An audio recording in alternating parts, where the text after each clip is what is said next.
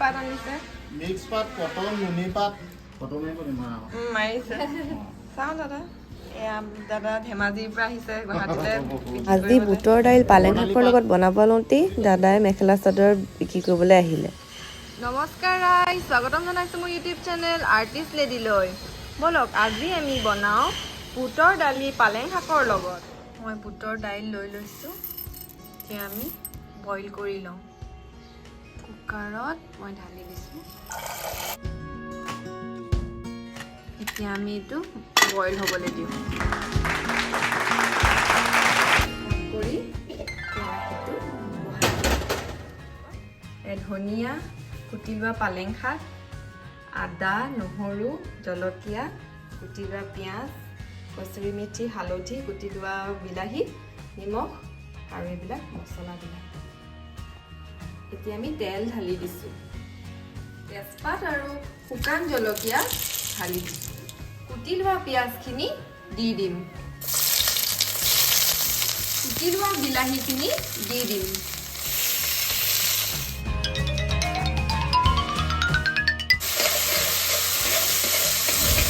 আমি কুটি লোৱা আদা, কুটি লোৱা নহৰু আৰু কুটি লোৱা জলকীয়াবিলাক দি দিম।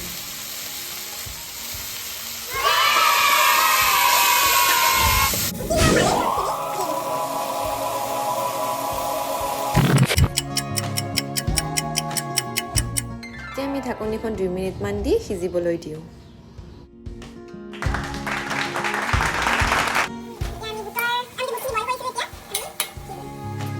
বইল কৰা বুটৰ দাইলখিনি ঢালি দিছোঁ। অকণমান লৰাই লওঁ, তাৰ পাছত মই হালধি দি দিলোঁ। মই প্ৰথমতে বুটৰ দাইলখিনি বইল কৰোঁতে নিমখ দিছিলোঁৱে নহয়, সেইকাৰণে এতিয়া অলপ কমকৈ নিমখ দিছোঁ। জালুকৰ গুড়ি দি দিছোঁ।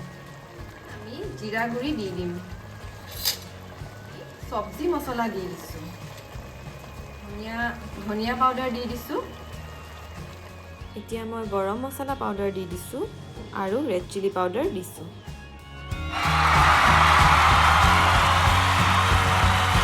অকণমান লৰাই থাকিব লাগে।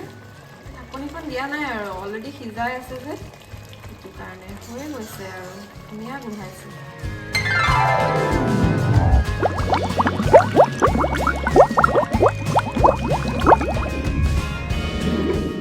ধনিয়া অলপমান